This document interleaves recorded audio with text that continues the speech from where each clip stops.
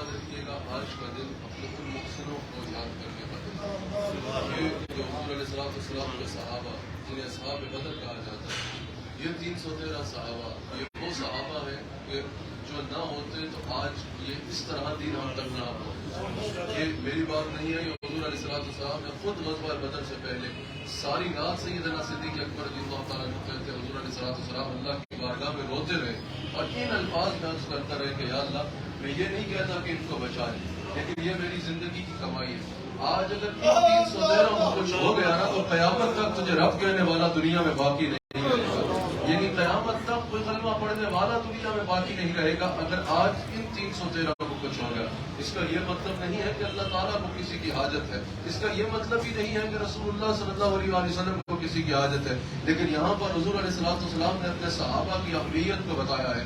یہاں پر حضور علیہ السلام نے اپنے صحابہ کی اہمیت کو قیامت تک آنے والی امت کو بھی بتا دیا ہے کہ اگر میرا دین، میری شریعت، میری حدیث، میرا دین اگر قیامت تک باقی رہے گا تو یہ سیرا صحابہ کے سر حضور علیہ السلام حضور علیہ السلام نے کہا کہ اس میں میرے صحابہ کی بے مثال قربانیاں شامل ہیں، ان 313 نے جن سے حضور علیہ السلام نے، اس کو ضرور سماعت کیجیے گا 7:30 بجے، کہ جن کو حضور علیہ السلام نے جب غزوہ، کیونکہ جنگ کی نیت سے تو نکلے نہیں تھے، اپنا ہی لوٹا ہوا مال تھا۔ اچھا یہاں پر یہ بھی بات کی جاتی ہے کہ ان کا مال، یہ ان کے مال کے تحفظ کے لیے نہیں، یہ وہ جو قافلہ جس کے تحفظ کے لیے نکلے تھے یہ وہ قافلہ تھا جو مسلمانوں کا ہی لوٹا ہوا مال۔ جب ہجرت فرمائی حضور علیہ السلام نے، جو مدینہ شریف جاتا تھا مکہ شریف سے حضور کے پیچھے، اس کو کفار ایسے نہیں جانے دیتے تھے کہ اپنا سامان لے کے آسانی سے چلا جائے، جائیداد پہ بھی قبضہ کر لیتے تھے، اس کے سارے مال پہ بھی قبضہ کر لیتے تھے، اور وہ اپنا مال، گھر بار سب قربان کر کے پھر مدینہ شریف حضور کی بارگاہ میں حاضر ہوتا تھا۔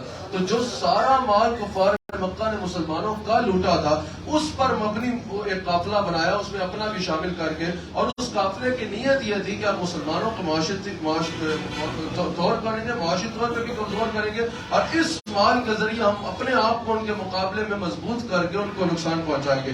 اپنا وہی لوٹا ہوا مال جو مال واپس لینے کے لیے نکلے تھے قافلے کے تحفظ کے لیے، تو جب وہ سارا سلسلہ ہوا اور جب حضور علیہ السلام نے غزوہ کا ارادہ فرمایا، سیدنا فاروق اعظم کا مشورہ ہوا، اللہ تعالیٰ نے قرآن کریم میں ان کے مشورے کی تصدیق فرمائی۔ جب حضرت رسول اللہ علیہ السلام غزوے کے لیے ارادہ فرما چکے تو حضور نے جب ان 313 صحابہ سے پوچھا نا کہ تم لوگوں کو، کیونکہ گھر سے جنگ کی تیاری کے لیے نہیں آئے، جنگی سامان بھی لے کے نہیں آئے، سب کے پاس تلواریں بھی نہیں ہیں، اگر کوئی واپس جانا چاہتا ہے تو چلا جائے۔ یہ سنو جن کا یوم اور جن کو یاد کرنے کے لیے 17 رمضان کو مسلمان اہتمام کرتے ہیں، ان 313 صحابہ نے کیا جواب دیا کہ یا رسول اللہ، ہم بنی اسرائیل کے وہ لوگ نہیں ہیں جو کہیں گے کہ آپ اور آپ کا رب جا کے نبی کو کہیں گے جنگ کرو، ہم اپنے گھروں میں رہیں گے۔ یا رسول اللہ یہ تو غزوہ ہے نا، اگر آپ ہمیں ابھی کہہ دیں سمندر میں چھلانگ لگا دو، ہم مڑ کے سوال نہیں کریں گے۔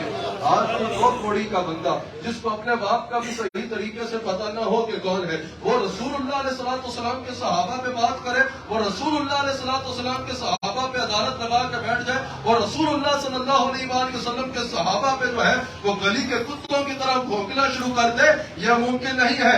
رسول اللہ علیہ السلام کے صحابہ کی اہمیت حضور نے خود بتا دی کہ اگر میرے صحابہ کو یا اللہ کچھ ہو گیا نا تو قیامت تک اس طرح سکتے تو زمانہ نہیں رہے گا۔ ایک بات آخری جس کو ہم نے غور کرنا ہے، بدر کے وقت پہ ہم نے غور کرنا ہے آج کے دن میں، وہ 313 نے کایا پلٹ دی تھی، آج 1.5 بلین مسلمان ہیں، 1.5 ارب کے قریب مسلمان ہیں۔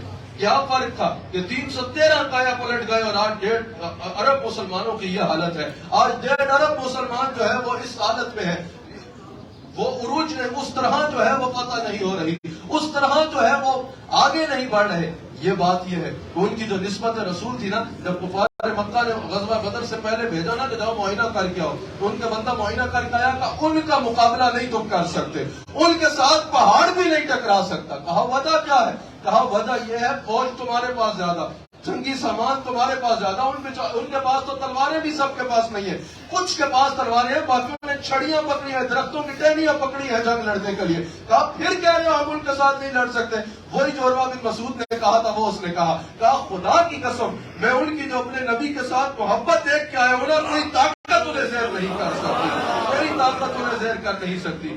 آج بھی اگر مسلمان وہ عروج چاہتا ہے تو مسلمانوں کو نبی علیہ السلام سے رشتہ مضبوط کرنا ہوگا. محبت کا رشتہ خالی الفاظ نہیں بلکہ کردار اور جذبات اور ہر اعتبار سے محبت حضور علیہ السلام کے ساتھ قائم کرنی ہوگی. آج یوم ہے ام المؤمنین صدیقہ بنت صدیق افضل البشر بعد الانبیاء بالتحقیق حضرت سیدنا صدیق اکبر کی صاحبزادی حضور علیہ السلام کی زوجہ ام المؤمنین مومنین کی ماں حضرت عائشہ صدیقہ سلام اللہ علیہا کا میں نے کل رات ٹی وی پہ تفصیل سے کلام کیا تھا. ام المؤمنین سلام اللہ علیہا کی بارگاہ میں ہدیہ عقیدت پیش کیا تھا. اللہ اکبر.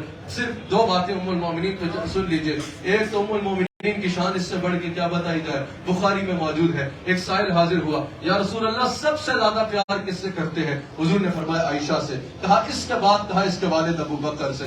اللہ اکبر. ام المؤمنین سلام علیہا کا انتخاب حضور علیہ السلام کے لیے اللہ نے فرمایا ہے.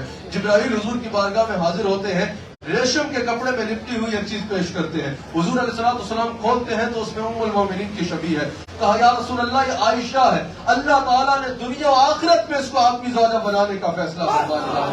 یہاں آخرت سے مراد یعنی اگلی جہان میں بھی اللہ تعالیٰ نے ان کو یہ مقام اور مرتبہ عطا فرمایا ہے. اور حضور علیہ السلام کی تمام جو ازواج ہیں جو امہات المؤمنین ہیں, یہاں بھی وہ حضور علیہ السلام کی وجہ سے بے مثال ہیں, اور اگلے جہان میں بھی وہ حضور علیہ السلام کی وجہ سے بے مثال ہے قرآن کے عہد مطابق. اللہ اکبر. حضرت مریم تہمت لگی, لیکن ان کی بہت بڑی شان ہے حضرت مریم کی, لیکن جواب حضرت عیسیٰ علیہ السلام دے رہے ہیں. حضرت یوسف علیہ السلام پہ تہمت لگی تو جواب ایک شاہد دے رہا ہے. حضرت موسیٰ علیہ السلام کے اوپر تہمت لگی تو بخاری کے مطابق پتھر جواب واضح کر رہا ہے.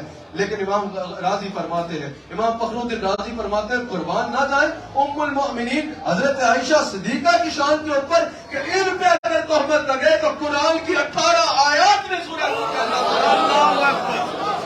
یہ مقام اور مرتبہ ہے حضرت عائشہ صدیقہ سلام اللہ علیہا کا. اللہ تعالیٰ صحابہ بدر کا صدقہ اور ام المؤمنین صدیقہ بنت صدیق حضرت عائشہ صدیقہ سلام اللہ علیہا.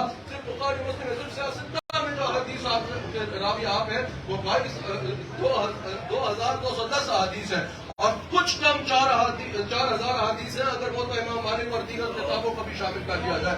اور حضور علیہ السلام نے فرمایا کہ 2/3 دین جو ہے وہ میری امت تک میری زوجہ عائشہ صدیقہ پہنچائے گی. اور صحابہ کہتے ہیں 2/3 دین ہم تک حضرت عائشہ صدیقہ سلام اللہ علیہا نے پہنچایا.